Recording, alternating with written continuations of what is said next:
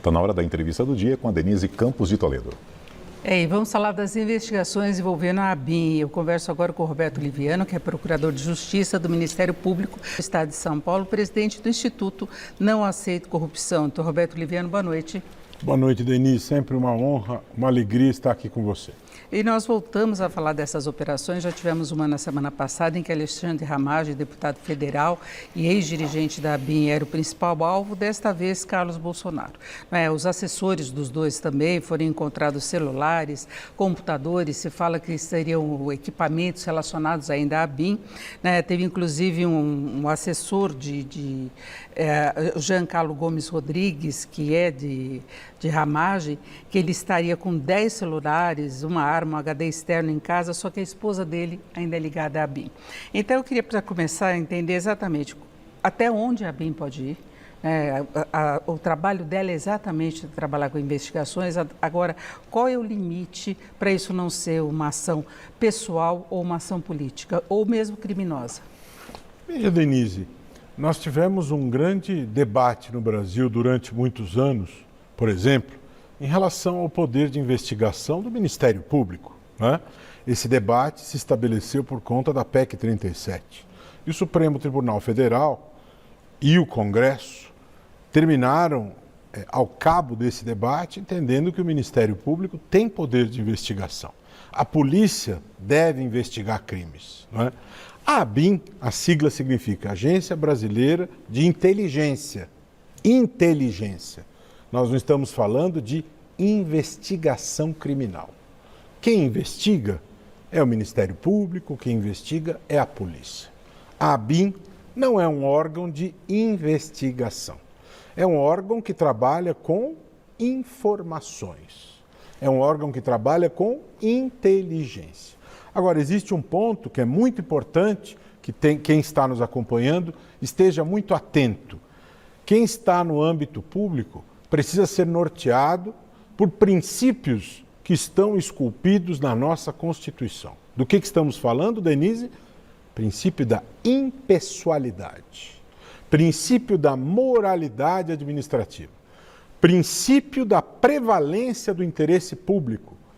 Nós todos nos lembramos quando houve aquela reunião de 22 de abril de 2020, quando o presidente Jair Bolsonaro fez afirmações muito fortes e depois essas declarações, esse conteúdo foi tornado público, quando ele disse que não ia poupar esforços para proteger seus filhos, seus amigos, as pessoas ligadas a ele. E dando indiretas a Moro, que na época era ministro. Exatamente. Nós estamos falando do quê? Do uso abusivo do poder.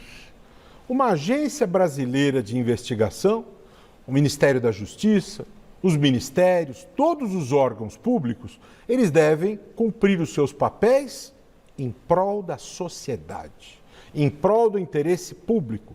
Quando falamos do gerenciamento desses organismos, coleta, gestão de informações sigilosas de interesse da segurança nacional, isso deve ser feito para quê?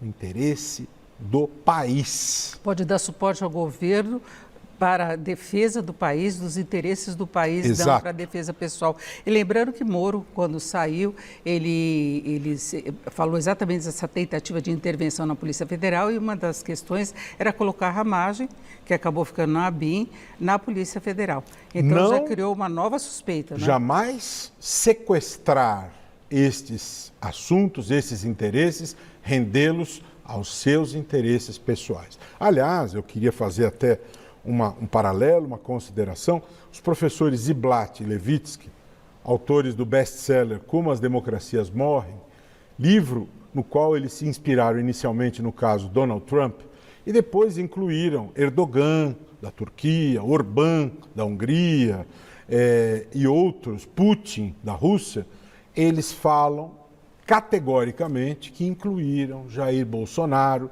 por conta da sua postura na gestão do país. Que postura?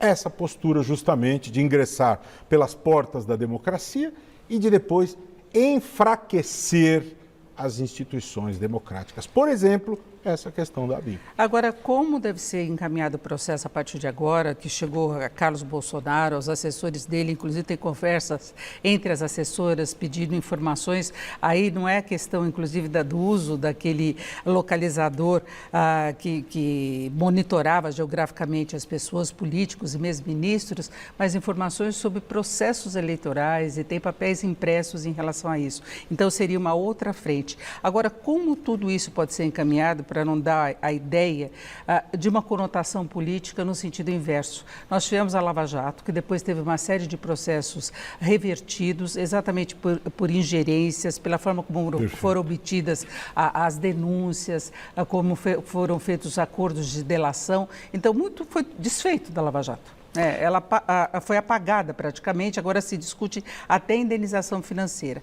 Como não repetir esse erro? Como encaminhar de uma forma adequada? Denise, nós estamos vivendo um novo tempo em relação às instituições, né? Ficou muito claro para a sociedade que a Procuradoria-Geral da República, a Polícia Federal, elas foram alvo de manietação no período do governo anterior. Hoje nós temos o Procurador-Geral Paulo Gonet, um homem seríssimo, nós temos a Polícia Federal fazendo o seu trabalho num outro tempo, né? Então o que se espera é que as instituições cumpram o seu papel, cada uma cumprindo o seu papel, e as coisas caminhem de acordo com o seu curso. Judiciário, Ministério Público, Polícia, cada uma das instituições cumpram o seu papel, não há perseguição. Existe o cumprimento dos seus papéis e essas pessoas que são investigadas, Denise, fazerem declarações histriônicas, dizerem que são perseguidas, esse é o esperneio do investigado. Isso é, desde que o mundo é mundo, essas coisas acontecem. E também quem está no poder, depois que deixa o poder, depois do seu ciclo de poder, essas coisas vêm à tona. Isso sempre foi assim e sempre será assim. As pessoas estão no poder, praticam seus atos de poder, muitas vezes ocorrem abusos de poder e depois que essas pessoas deixam o poder, esses atos de abuso, eles aparecem, são investigados. Isso é assim que acontece. São várias frentes de investigação e o coronel Cid, ex-ajudante de ordem do ex-presidente Bolsonaro, falava, inclusive, chegou a falar que Carlos Bolsonaro era o chefe do gabinete do ódio, que seria aquele grupo que espalhava fake news, mentiras a respeito de urnas eletrônicas, que agredia as pessoas através das redes sociais e que ele seria quem organizava isso tudo. Durante um bom tempo, ele monitorou, inclusive, as próprias redes sociais do pai, né, do então presidente. Exatamente. Isso fica evidente, houve essa colaboração com o CID, que muitas informações vêm à tona. Aliás, também é bastante sintomático por que o ex-presidente Bolsonaro insistiu tanto para que Ramagem fosse o diretor-geral da Polícia Federal. Não é? Agora que as peças do quebra-cabeça elas começam a se encaixar, né? Ramagem, que foi eleito deputado federal nesta onda política bolsonarista, não é? E que era cotado até algum tempo, não sei se isso vai se manter, imagino que não, né? Porque a política no Brasil muda como a posição das nuvens. Agora há pouco tivemos a previsão do tempo, né? Ramagem, a política também muda muito. Pois é, a política muda muito. Ramagem era cotado para ser candidato a prefeito do Rio nas eleições desse ano. Acho que as coisas se modificaram, né? Penso que será difícil que essa pré-candidatura ao Rio de Janeiro se modifique. O ex-presidente Bolsonaro fez pressão para que o presidente do partido, Valdemar da Costa Neto, desse declarações fortes em relação ao ministro Alexandre de Moraes, que ele persegue o legislativo, e ele declarou isso. Mas o ministro Alexandre de Moraes está cumprindo o seu papel. Não adianta dar declarações fortes, contundentes. O judiciário está fazendo o seu papel. Não adianta querer brigar contra as evidências. As evidências estão aí. É observar as provas. Né? Exatamente. Nós devemos trabalhar com as provas, com os fatos. Não adianta querer brigar contra os fatos. Eles existem. Bom, e eu agradeço muito a participação do Procurador da Justiça do Ministério Público do Estado de São Paulo, Roberto Liviano, que é também presidente do Instituto Não Aceito Corrupção. Muito obrigada mais uma vez. Sempre uma honra e o convite. Se você quiser continuar esse debate, estamos lá no Instagram, Roberto Livianu Oficial, e é uma honra, um prazer, uma alegria sempre estar aqui com você, Denise. Obrigada. Laerte, Luciana.